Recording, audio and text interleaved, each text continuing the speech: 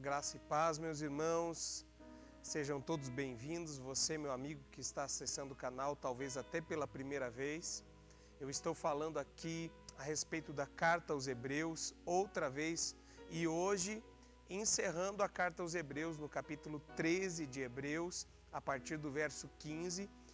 É claro que se você atentou para o que nós já falamos nos outros estudos e nas outras vezes que estivemos falando sobre a carta, é óbvio que é impossível encerrar tudo e falar sobre tudo que a carta diz, mas eu tentei ser o mais detalhado possível, trazendo riquezas desse estudo para mim e para você, e em especial a igreja onde eu pastoreio, a igreja O Brasil para Cristo, aqui da Vila Guaíra, em Curitiba.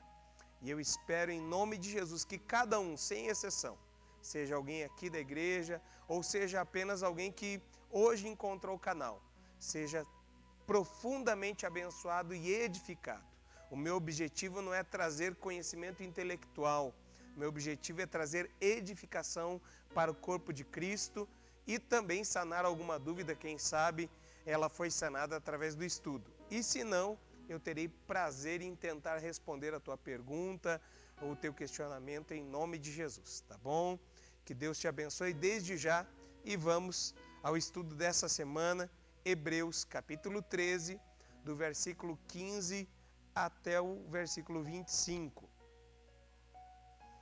Vamos lá então, meus irmãos. Diz assim o texto: portanto, ofereçamos sempre por ele a Deus sacrifício de louvor, isto é, o fruto dos lábios que confessam o seu nome. Vou repetir o verso 15. Portanto, ofereçamos sempre por ele, por Jesus Cristo, a Deus sacrifício de louvor, isto é, o fruto dos lábios que confessam o seu nome. E não vos esqueçais da beneficência e comunicação, porque com tais sacrifícios Deus se agrada. Em outra versão vai estar escrito: e não vos esqueçais de repartir, de compartilhar com os irmãos, com os domésticos da fé, porque com tais sacrifícios Deus se agrada. Obedecei a vossos pastores, ou obedecei a vossos guias, porque obedecei a vossos pastores e sujeitai-vos a eles, porque velam por vossas almas, como aqueles que hão de prestar conta delas, para que o façam com alegria e não gemendo, porque isso não vos seria útil. Orai por nós, porque confiamos que temos boa consciência, como aqueles que em tudo querem portar-se honestamente. E rogo-vos com instância que assim o façais, para que eu mais depressa vos seja restituído. Ora, o Deus de paz, que pelo sangue da aliança eterna tornou a trazer dos mortos a nosso Senhor Jesus Cristo, o grande pastor das ovelhas, vos aperfeiçoe em toda boa obra, para fazerdes a sua vontade, operando em vós o que perante ele é agradável por Cristo Jesus, ao qual seja glória para todo sempre. Amém. Rogo-vos, porém, irmãos, que suporteis a palavra desta exortação, porque abreviadamente vos escrevi. Sabei que já está solto o irmão Timóteo, com o qual, se ele vier depressa, vos verei. Saudai a todos os vossos chefes e a todos os santos. Os da Itália vos saúdam.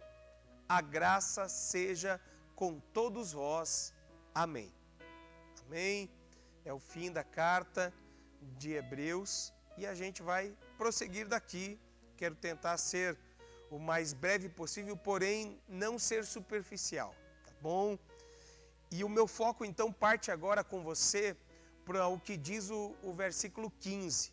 Ofereçamos sempre sacrifício de louvor, que é o fruto dos lábios daqueles que confessam o seu nome, né?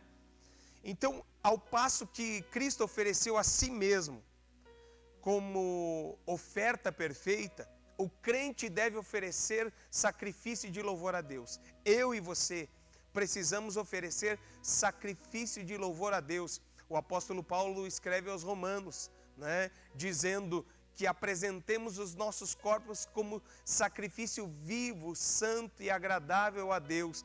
Este é o vosso culto racional, o culto que fazemos com entendimento, oferecendo a Deus sacrifício de louvor com os nossos lábios, com a nossa vida, com o nosso estilo de vida, com o que somos. É isso que realmente conta como um verdadeiro culto diante de Deus.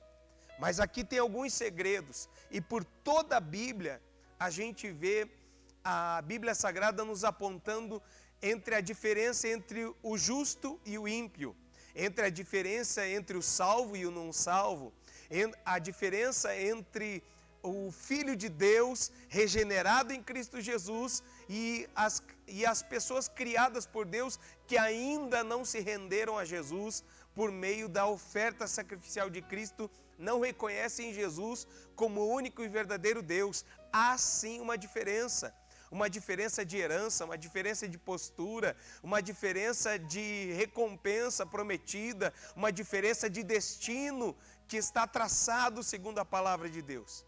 E aqui também há uma diferença, tá certo? E é isso que a gente vai ver. Então, assim como Cristo ofereceu a si mesmo como sacrifício de louvor, o crente deve oferecer a si mesmo também como sacrifício de louvor a Deus. Precisamos então notar que o sacrifício do louvor deve ser oferecido por meio de Jesus. Somente em Cristo, somente através de Cristo, somente pela fé em Cristo é possível nós entrarmos verdadeiramente no Santo dos Santos, nós oferecermos o sacrifício de louvor agradável a Deus. Somente em Cristo e por meio da fé em Cristo, isto é possível, né? Porque através dele é que se torna aceitável a Deus. Através de Jesus é que o nosso louvor se torna aceitável a Deus. O que quer dizer isso, pastor? Quero dizer o seguinte, que toda a pessoa que queira oferecer louvor a Deus, e um louvor aceitável a Deus, primeiramente, precisa reconhecer Jesus como único Senhor e Salvador da sua vida, como único e verdadeiro Deus, aquele que encarnou, morreu na cruz do Calvário, ressuscitou ao terceiro dia e está à destra de Deus, intercedendo por nós, e que virá buscar a sua noiva, a sua igreja, no dia do arrebatamento. É necessário ter essa fé, porque é por meio dele que nós podemos acessar a Deus e estar na presença de Deus, tornarmos-nos agradáveis diante de Deus e aceitáveis diante de Deus. Sem isto, é impossível que o nosso louvor seja aceito diante de Deus, que a nossa adoração seja aprovada diante de Deus. É simples assim. Na antiga aliança, somente o sumo sacerdote poderia, de fato, oferecer o louvor, pois somente ele tinha essa permissão. Ou seja, os demais adoradores ofereciam louvor por meio do sacerdote, né? Já falei sobre isso várias vezes aqui, explicando sobre a carta aos Hebreus, né? E agora que Jesus Cristo, o nosso sumo sacerdote, o nosso Messites, o mediador da nova aliança, né? Assim como Jesus Cristo ofereceu como nosso sumo sacerdote o sacrifício perfeito, ofereceu a si mesmo como oferta perfeita, então, a partir de Cristo e em Cristo e por meio de Cristo, todo aquele que nele crê também estão somente em Cristo, né? Tem o seu louvor aceito diante de Deus. É esse sacrifício de louvor que é fruto dos lábios que confessam o seu nome, né? É isso que está registrado aqui. Olha, por meio de Cristo, só existe esse caminho. Somente por meio dele, pela fé nele, é que o nosso louvor se torna aceitável diante de Deus. Tá? Vou ler algumas coisas aqui e não quero me tornar maçante, tá? Esse sacrifício de louvor é fruto dos lábios que confessam o seu nome. O que significa isso? Aquilo que sai dos nossos lábios, aquilo que proferimos, é considerado como um fruto. Fruto do quê? Fruto da nossa natureza, assim como uma árvore. né? Nós reconhecemos uma laranjeira porque ela dá laranjas, conhecemos uma macieira porque ela dá maçãs, conhecemos uma mangueira porque ela dá mangas, né? Então, por causa do fruto, nós sabemos qual é a natureza da árvore. Assim também nós, por meio do nosso louvor, somos reconhecidos que somos filhos de Deus, que temos a natureza de Deus em nós, né? Então, aquilo que procede dos lábios é considerado fruto, ou seja, o verdadeiro louvor é resultado de um coração ou de uma vida que de fato crê em Jesus. O verdadeiro louvor que é aceito por Deus é fruto, é resultado de um coração, de uma vida que de fato crê no nome de Jesus, na pessoa do Senhor e Salvador Jesus Cristo. O louvor dos salvos, daqueles que estão em Cristo, é aceito, ao contrário do que acontece com o louvor dos ímpios. Vamos ver o que diz a Bíblia, né? Com que base eu estou falando isso? Estou falando com base na Bíblia Sagrada. Vejamos aqui o que diz em Provérbios, tá? Vou encontrar aqui com vocês, Provérbios, só um minutinho. Você vai ter que ter um pouquinho de paciência comigo, tá bom, querido? Enquanto isso, fica aqui com Hebreus 13, 25. Não dá. Eu peço perdão. Tenha um pouquinho de paciência, eu vou encontrar aqui uma maneira de mostrar juntamente para você. Aqui. Vamos lá. Provérbios. Veja o que diz lá em Provérbios 15, 8. Deixa eu só encontrar aqui, na Bíblia aqui que eu tenho para mostrar. E se você não tiver paciência, pode abrir a tua Bíblia aí, né? Não tem problema. Hebreus 15, 8 e 9. Vamos ver o que diz lá. O sacrifício dos ímpios é abominável ao Senhor, mas a oração dos retos é o seu contentamento. Veja o que diz o verso 9. O caminho do ímpio é abominável ao Senhor, mas ao que segue a justiça, ele ama. Vamos agora lá ver o que diz em Provérbios 21, 27. Provérbios 21, 27.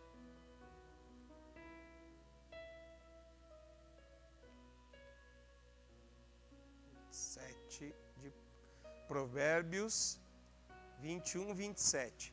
O sacrifício dos ímpios já é abominação, ou em outra versão diz assim: o sacrifício dos ímpios por si só já é detestável, tá? Quanto mais oferecendo-o com má intenção, tá? Então eu creio que muitas vezes as pessoas elas têm um coração desejoso de oferecer um louvor agradável a Deus. Porém, é apenas por meio de Cristo que o nosso louvor se torna aceitável. Somente os lábios que confessam o nome do Senhor, a pessoa que é verdadeiramente convertida, a pessoa que se entregou a Jesus, esta sim tem o privilégio de que seu louvor seja aceito por meio dele. Assim como na antiga aliança, era por meio do sacerdote que se oferecia louvor a Deus. Agora, na nova aliança, por meio do sumo sacerdote Jesus, é que nós temos o privilégio de oferecer louvor de uma maneira que se torne aceitável diante de Deus. Primeiramente, nós nos tornando aceitáveis e também o nosso louvor se tornando aceitável diante de Deus. Não que mereçamos, mas por causa de Cristo, por causa do que Ele fez, por causa da oferta perfeita que Jesus fez, é que nós temos sim motivos para cantar e a certeza que o nosso louvor se torna aceitável diante de Deus. Por isso se fala tanto na igreja que o ministro de louvor, que o cristão, ele precisa ter a vida em santidade, ele precisa se manter puro, casto, obediente, sincero, com o temor de Deus na sua vida, a fim de que não haja simplesmente música, mas que haja louvor e uma verdadeira adoração aceita diante de Deus. Pastor, então quem são os ímpios? Primeiramente e resumidamente, os ímpios são os ateus, pessoas que não creem em Deus, mas pode ser ímpio também uma pessoa que ouviu falar do Evangelho, ouviu falar de Jesus, que esteve na igreja, mas tornou-se rebelde contra os mandamentos de Deus. Por mais que ela ouça a palavra, a sua mente está cauterizada. Como diz no Novo Testamento várias vezes, o apóstolo Paulo nas suas cartas, ele fala das pessoas que foram cauterizadas, que estão envenenadas pelo espírito do anticristo, por espírito de rebeldia e não conseguem obedecer a Deus. Então são pessoas que na sua mentalidade têm a sua mentalidade entenebrecida e vivem como ímpios. E também a palavra de Deus dá várias características de quem são os ímpios. Os ímpios no Salmo 1 são tratados como os escarnecedores ou os zombadores, né? Bem-aventurado o homem que teme ao Senhor e que não se detém no caminho dos pecadores e nem recebe conselhos de escarnecedores, de zombadores, né? Antes ele tem o seu prazer na lei do Senhor e na sua lei medita dia e noite. Então aqui está uma clara diferença entre o justo e o ímpio. O ímpio não tem prazer na lei de Deus, ele não medita na lei de Deus e pelo contrário, ele zomba do caminho de Deus, escarnece da fé. Isso é uma característica de uma pessoa ímpia. Destas pessoas, o louvor delas se torna detestável, inaceitável diante de Deus, né? Então, os ateus são ímpios, pessoas rebeldes contra Deus e contra os mandamentos de Deus são pessoas ímpias, pessoas que odeiam aqueles que andam na retidão são pessoas ímpias, pessoas que têm uma fala maligna, pessoas que amam andar distantes de Deus, embora eles digam que querem e que creiam em Deus apenas com a boca, eles querem distância de Deus, né? Outra característica de alguém ímpio é que o ímpio tem olhar altivo e fala arrogante, um coração arrogante. Fala altivo e coração arrogante é característica de uma pessoa ímpia. O verdadeiro cristão jamais vai se acomodar na sua arrogância ou no seu orgulho. Ele vai entender que o orgulho é o pior dos pecados. E ele precisa aprender de Cristo, que é manso e humilde, como disse Jesus. Vinde a mim, todos vós que estáis cansados e oprimidos. Aprendei de mim, que sou manso e humilde. Vinde a mim e eu vos aliviarei. Tomai sobre vós o meu jugo, porque o meu fardo é suave, o meu fardo é leve. Então Jesus está dizendo, aprendam a humildade, vivam com humildade. Uma característica de pessoa ímpia é que ele tem o olhar altivo e o espírito arrogante, o coração arrogante. Outra característica de ímpio é que ele tem fome pela iniquidade. Ele ama a iniquidade, ele ama viver no pecado. Ele tem prazer no pecado e não tem prazer em Deus, né? Ele tem fome de iniquidade, grave bem isso. A pessoa ímpia tem fome de iniquidade, né? Tem uma mente, como eu já disse, uma mente cauterizada contra a palavra de Deus. Outra característica de ímpio, tudo isso que eu estou lendo aqui, são características que estão descritas em Provérbios. Na maioria delas está no livro de Provérbios, né? Uma característica de uma pessoa ímpia, tomar emprestado e não devolver. Ai, ai, ai. Quantas vezes isso acontece até entre cristãos, mas aprenda, ouça, tomar emprestado e não devolver é característica de pessoa ímpia. Tá? E muitas outras características. Mas o principal é que elas têm desprezo por Deus, desprezo pelo caminho de Deus, zombam de Deus, zombam daqueles que amam a Deus, querem distância de Deus. Essa é a principal característica de um ímpio, que destes ímpios jamais Deus vai receber louvor.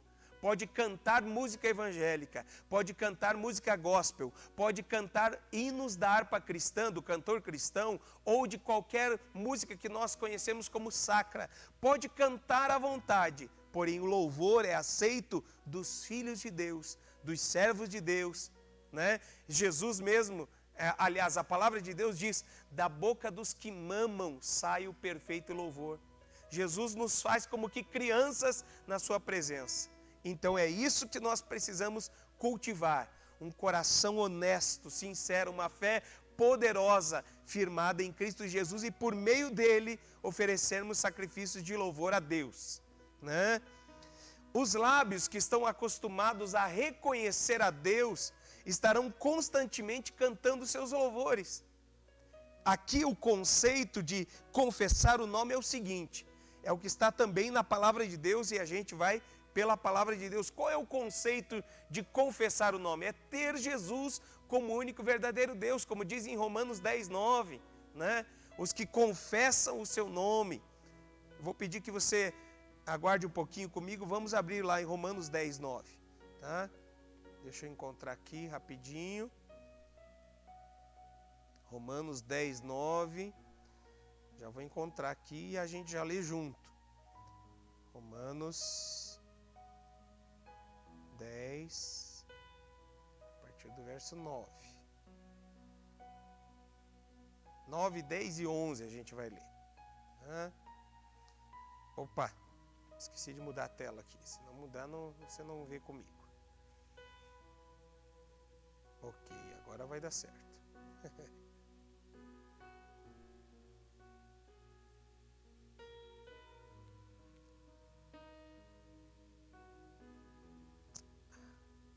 Desculpa, gente.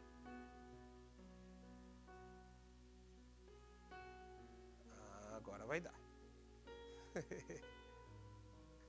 A saber, se com a tua boca confessares ao Senhor Jesus, e em teu coração creres que Deus o ressuscitou dentre os mortos, serás salvo, né?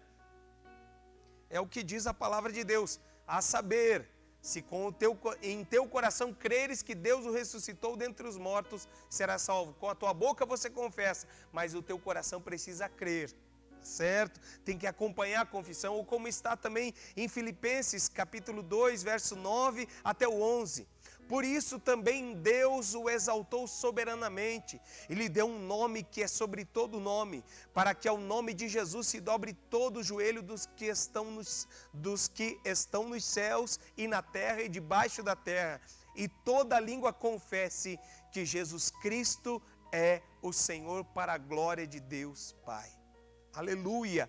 Então trata-se, o nosso louvor, trata-se de uma declaração aberta de lealdade a Deus. Quando louvamos, quando cantamos, quando entoamos hinos de louvor, estamos declarando a nossa fé, declarando a nossa lealdade a Deus, né? O cristão precisa ter isso em mente, ter isso como prática, e até se torna natural na vida do cristão.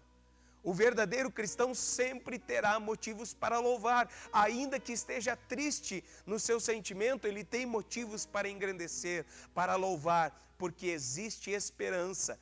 O choro pode durar uma noite, mas a alegria vem ao amanhecer. Vai acontecer, vai passar esse momento de tribulação e a gente continua então perseverando na fé, né? Trata-se então, o louvor trata-se de uma declaração aberta de lealdade a Deus. O cristão sempre pode oferecer a Deus uma vida que não se envergonha de mostrar de quem é e a quem serve. Vou repetir, o cristão sempre pode oferecer a Deus uma vida que não se envergonha e pode mostrar de quem ele é e a quem ele serve. Como dizia Paulo, o Deus a quem eu constantemente sirvo e a quem eu pertenço. Então a sua vida, a minha vida, meu irmão, minha irmã, precisa sim glorificar a Deus o tempo todo e não termos motivos de nos envergonhar, né? Se nos envergonharmos, que nos arrependamos, se dermos motivo, se pecarmos, que nos arrependamos, que confessemos nossos pecados e nos levantemos para seguir em frente, porque confiamos no Senhor e Salvador Jesus Cristo como nosso advogado, um advogado justo, como nosso sumo sacerdote, porque cremos nele e por meio dele podemos oferecer uma verdadeira adoração a Deus. Não envergonhar-se jamais do Evangelho de Jesus Cristo é também uma oferta que eu e você podemos e devemos oferecer. E para encerrar esse tópico do versículo 15, eu coloco as palavras de Jesus. Nem todo o que me diz Senhor, Senhor entrará no reino dos céus, mas aquele que faz a vontade do meu Pai que está nos céus, diz em Mateus 7:21. Ou seja, existem muitos que falam, que cantam, que propagam louvores, mas somente aqueles que cantam como resultado de uma confissão verdadeira, aqueles que entoam louvores a Deus como resultado, como fruto de uma conversão genuína e de uma confissão poderosa no nome de Jesus, estes sim são aceitos diante de Deus e estarão para sempre com o Senhor. Que tipo de louvor ou que tipo de vida você tem levado? Os lábios que confessam o seu nome têm como resultado um louvor que se torna aceitável diante de Deus. E vamos seguir em frente então.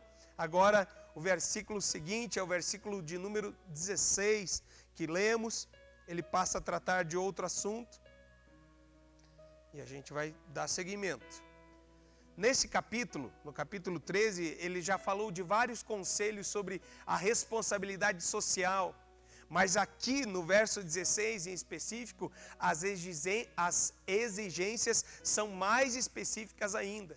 Ele fala, a prática do bem e a mútua cooperação ou a distribuição dos bens, repartir o que você tem. A ideia aqui, o princípio aqui é compartilhar o que você tem com os domésticos da fé, com aqueles que estão em necessidades, né? Esse é o significado principal que deve ser aplicado à verdadeira comunhão cristã.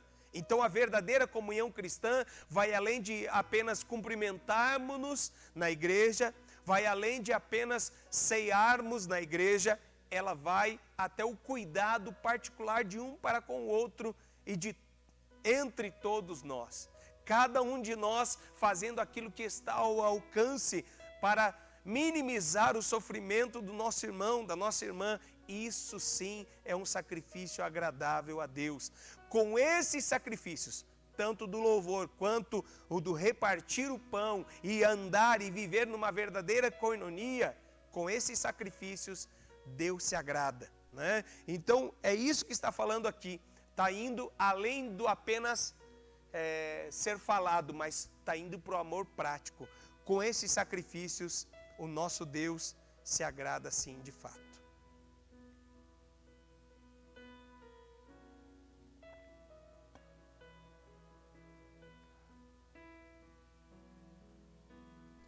Uma travadinha aqui no computador, voltando.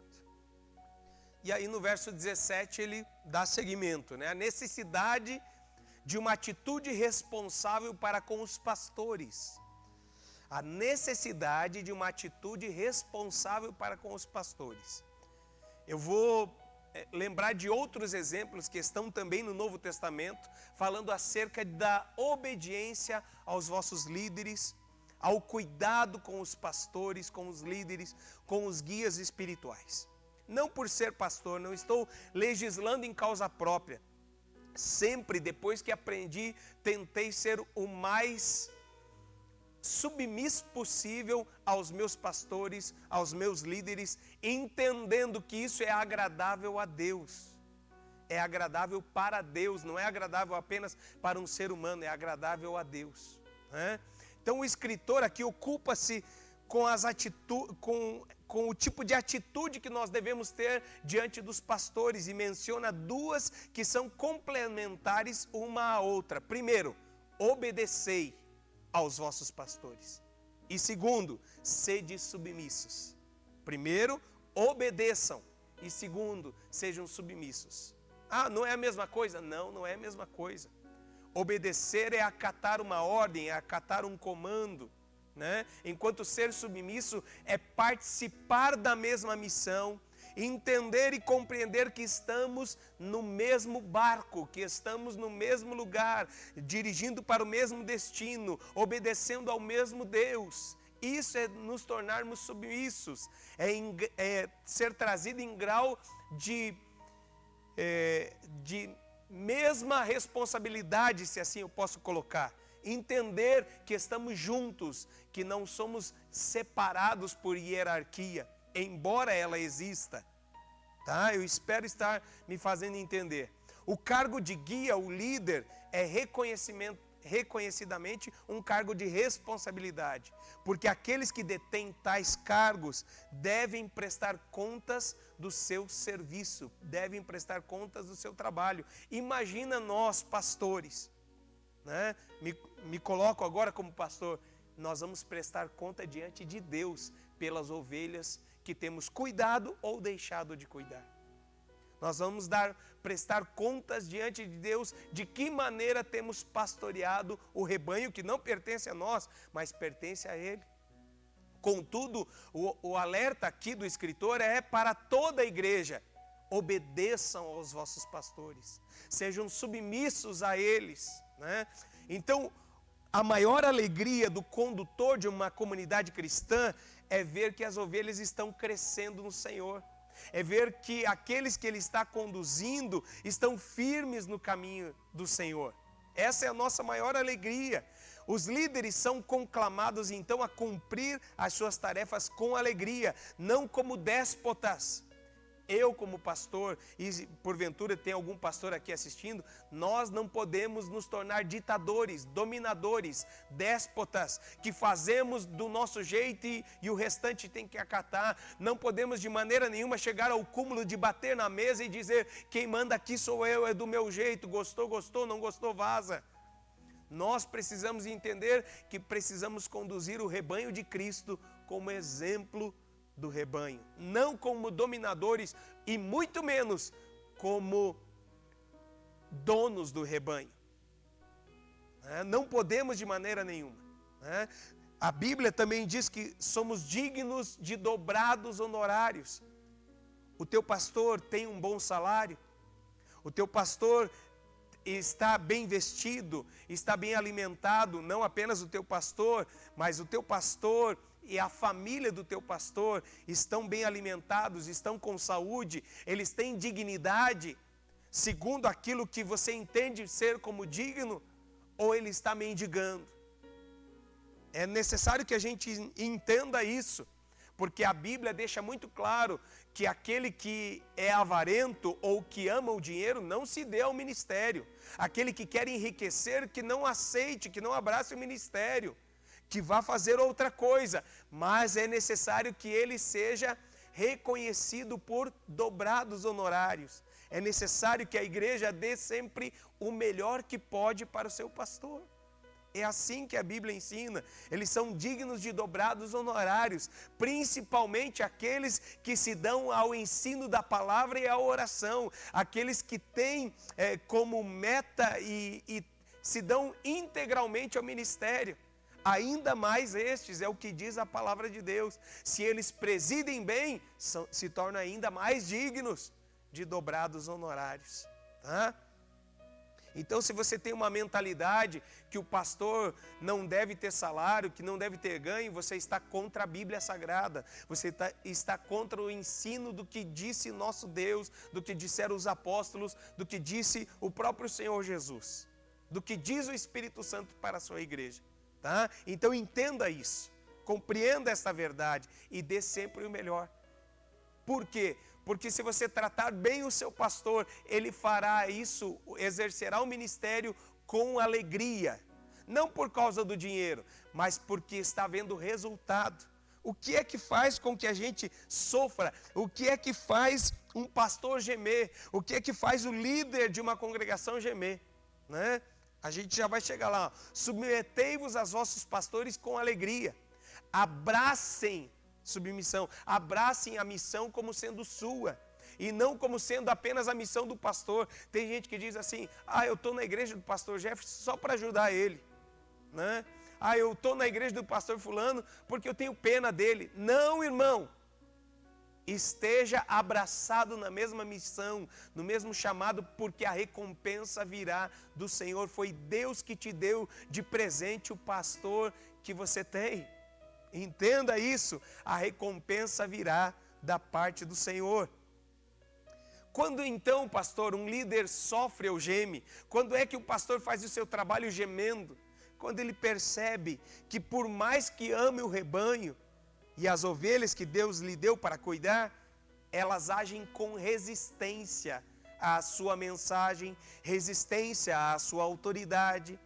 E, consequentemente, essas ovelhas nunca crescem e nunca frutificam, né? Porque elas estão resistentes à autoridade que Deus colocou sobre elas. É por isso que não cresce, por isso que não avança, por isso que não flui, por isso que não prova do melhor de Deus. Num detalhe que é extremamente importante. E quando o líder então percebe o desprezo com que as ovelhas o tratam, certamente ele vai gemer. Ele vai cumprir o chamado, vai fazer conforme a vontade de Deus, mas estará gemendo por dentro, por não perceber resultado eficaz nas ovelhas que o Senhor tem colocado a seu cuidado. É dessa maneira que acontece. Então, obedeça ao seu pastor. Não faça ele viver gemendo. Obedeça o seu pastor, obedeça sim as mensagens de Deus que vêm através da vida do seu pastor. É isso que a Bíblia nos ensina a fazer aqui nessa carta. Verso 18. Não é a primeira vez então que o escritor bíblico aqui pede orações. Outros pediram orações, Paulo pede orações, Pedro pede orações. Eu peço orações, porque todos nós pedimos oração, todos nós precisamos de oração. Vou dar um breve testemunho aqui. Ontem, foi quarta-feira, eu estava em casa um tanto quanto sonolento devido a algum medicamento que eu estou tomando e estava um tanto quanto abatido, até mesmo para orar sem disposição.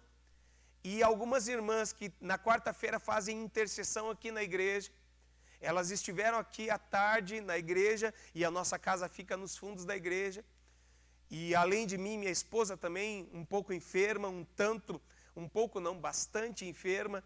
Elas foram para orar por ela, e naquele tempo de oração e intercessão ali na nossa casa, foi como se acendesse uma fagulha de um isqueiro perto de mim, me incendiou, me tomou novamente a alegria. Receber uma oração é bom demais, e aquilo fez com que então eu tivesse novamente disposição também para buscar a Deus, para estar diante de Deus, para clamar ao Senhor, para ter um tempo a sós com Deus.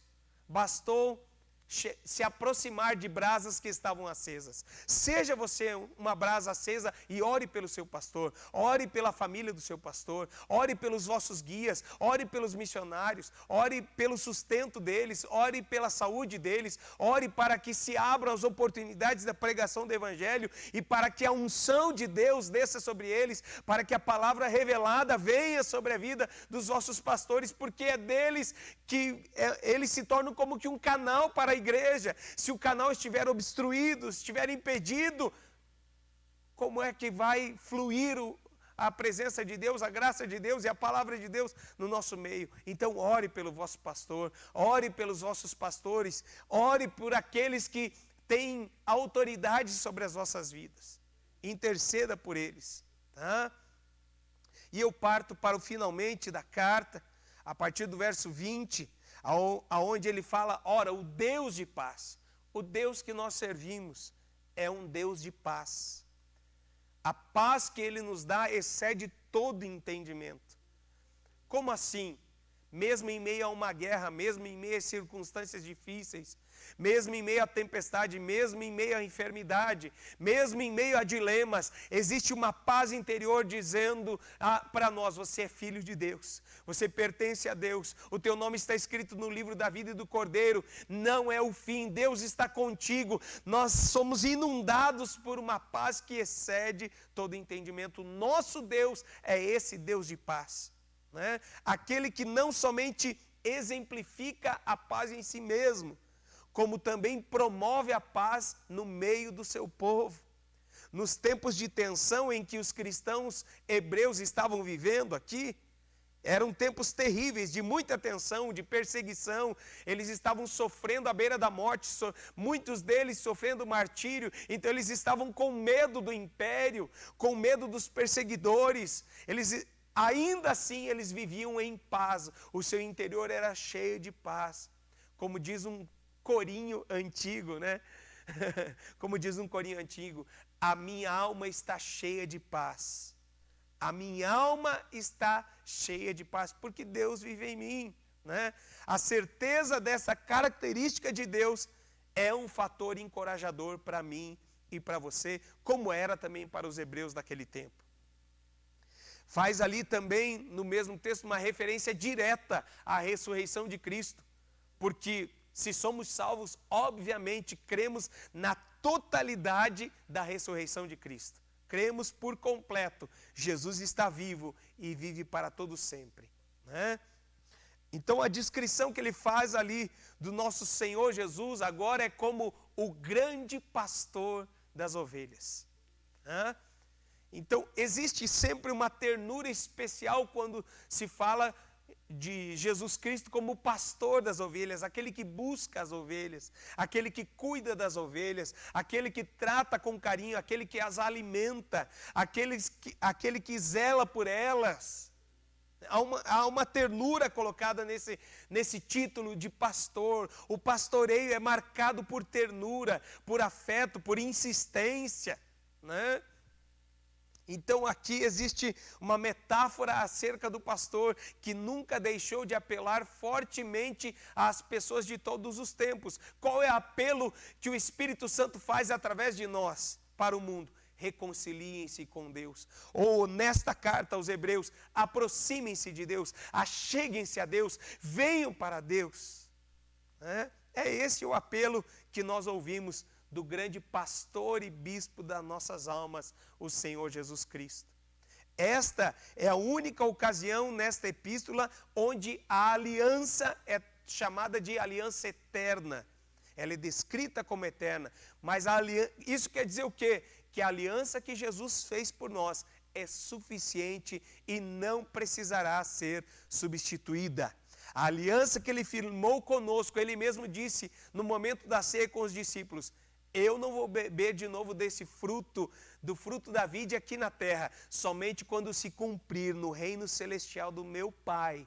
Lá onde nós estaremos para sempre com o Senhor, Ele vai beber de novo conosco, vai compartilhar de novo conosco. Nós estaremos para sempre com o Senhor, porque a aliança que Ele firmou conosco não é passageira, ela dura para todo sempre. Louvado seja o nome do Senhor Jesus. E depois vem então a oração, onde ele diz ali, para que sejamos aperfeiçoados. A oração que está ali, eu vou ler aqui, para que você possa entender. A oração é que Deus aperfeiçoe, do verbo original grego, katartizai. Katartizai os leitores, né? A oração é que Deus aperfeiçoe os leitores. Esta palavra significa literalmente tornar digno, tornar artios, tornar digno, completo. E somente Deus é que tem esse poder. Somente Deus, por intermédio da palavra de Deus, nos limpa, nos purifica, nos aperfeiçoa, nos conduz à maturidade, nos conduz à completude, à plenitude, à estatura de varão perfeito. Somente Jesus, somente pela palavra de Deus, isso se torna possível.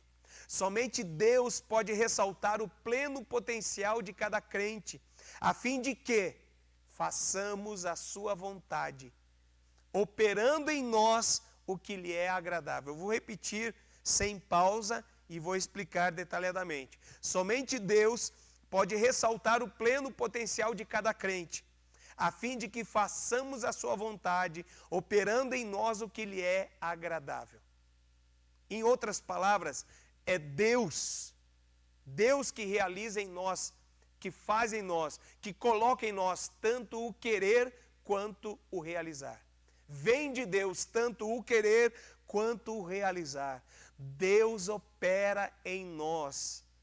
Deus age em nós, e à medida que vamos alcançando maturidade, sendo katartizados, sendo aperfeiçoados, nos tornando dignos em Cristo, à medida que crescemos na maturidade e na presença do Senhor, nós vamos nos tornando realmente aquilo que Deus planejou que nós sejamos: santos e irrepreensíveis, aptos para toda boa obra.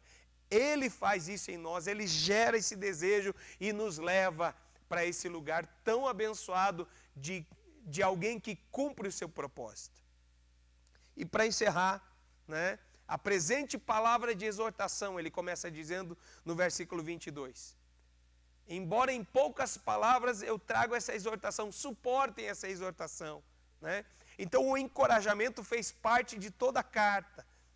E não é uma carta muito longa, são 13 capítulos, embora ela seja extremamente profunda, ela tem consigo o encorajamento. Permaneçam firmes. O encorajamento está em foco. Em toda a carta há muita coisa para dar confiança àqueles que estão dispostos. Dispostos a quê? A arriscar tudo. A arriscar tudo pela sua fé em Cristo Jesus. Arrisque tudo pela tua fé em Cristo Jesus. Permaneça firme e, como diz o verso 25, que a graça e a paz te seja multiplicada hoje e sempre. Permaneçamos em Cristo, firmes para todo sempre, até que Ele venha buscar a sua noiva, a sua igreja. Eu espero que você tenha gostado. Se você gostou, dá o seu like. Se tem alguma pergunta, escreve para mim, por gentileza, aí nos comentários. Vai ser um privilégio poder te responder. E me acompanhe, né? Compartilhe esse estudo com alguém, se inscreve no canal e pode ter certeza que tão logo esteja preparado, vou começar a publicar novos conteúdos falando de outros conteúdos bíblicos conforme aquilo que o Espírito Santo nos guiar para fazer. Que Deus abençoe em nome de Jesus. Fique na paz de Cristo.